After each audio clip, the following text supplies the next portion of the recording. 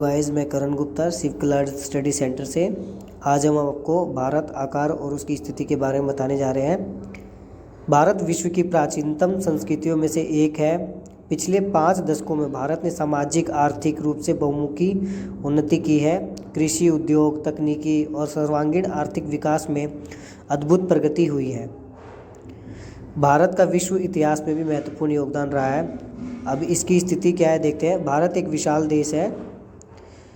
यह उत्तरी गोलार्ध में स्थित है और इसका मुख्य भाग 8 डिग्री 4 उत्तर से 37 डिग्री 6 उत्तर अक्षांश तथा 68 डिग्री 7 पूर्व से 97 डिग्री 25 पूर्व देशांतर तक है। कर्क रेखा 23 डिग्री 30 उत्तर में देश को लगभग 2 बराबर भागों में बांटती है। मुख्य भूभाग है दक्षिण पूर्व में अंडमान और निकोबार द्वीप समूह बंगाल की खाड़ी में तथा दक्षिण पश्चिम में लक्षद्वीप समूह अरब सागर में स्थित है। भारत के भूभाग का कुल क्षेत्रफल लगभग 32.8 लाख वर्ग किलोमीटर है। भारत का क्षेत्रफल विश्व के कुल भौगोलिक क्षेत्रफल का 2.4% है। भारत विश्व का 7वां बड़ा देश है। भारत की स्थल सीमा रेखा लगभग 15,200 किलोमीटर और समुद्री तट रेखा अंडमान और निकोबार द्वीप समूह तथा लक्षद्वीप समूह के साथ 7,516.6 किलोमीटर है।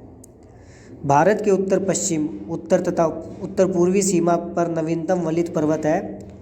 इसके दक्षिण का भूभाग उत्तर में चौड़ा है और 22 डिग्री उत्तरी अक्षांश में हिंद महासागर की ओर संकरा होता चला गया। इसके पश्चिम में अरब सागर तथा पूर्व में बंगाल की खाड़ी स्थित है। पूर्व पश्चिम का विस्तार उत्तर दक्षिण के विस्तार की अपेक्षा कम प्रतीत होता है। इसमें गुजरात से अरुणाचल प्रदेश के स्थानीय समय में 2 घंटे का अंतर होता है। 82 डिग्री 30 पूर्व देशांतर रेखा को भारत की मानक याम्योत्तर माना जाता है, जो कि उत्तर प्रदेश में मिर्ज़ापुर से गुजरती है और अक्षांश का प्रभाव दक्षिण से उत्तर की ओर दिन और रात की अवधि पर पड़ता है। भारतीय भूखंड एशिया महाद्वीप के पूर्व और पश्चिम मध्य में स्थित है। भारतीय भूभाग एशिया महाद्वीप का दक्षिणी विस्तार है हिंद महासागर, जो कि पश्चिम और यूरोपीय देशों और पूर्वी एशियाई देशों को मिलाता है। भारत को केंद्रीय स्थिति प्रदान करता है। दक्षिण का पठार हिंद महासागर में शीर्षवर्त फैला हुआ है और पश्चिम एशिया, अफ्रीका और यूरोप के देशों के साथ साथ पूर्वी एशिया के देशों से भी पूर्वी तट के माध्यम से निकटतम संबंध बनाए रखते हैं। हिंद महासागर में किसी भी देश की तटीय सीमा भारत जैसी नहीं है।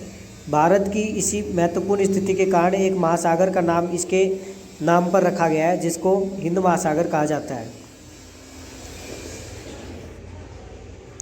भारत का विश्व के 200 देशों के साथ संपर्क युगों पुराना है, परंतु ये संबंध समुद्री जलमार्ग की अपेक्षा भूभागों से होकर था।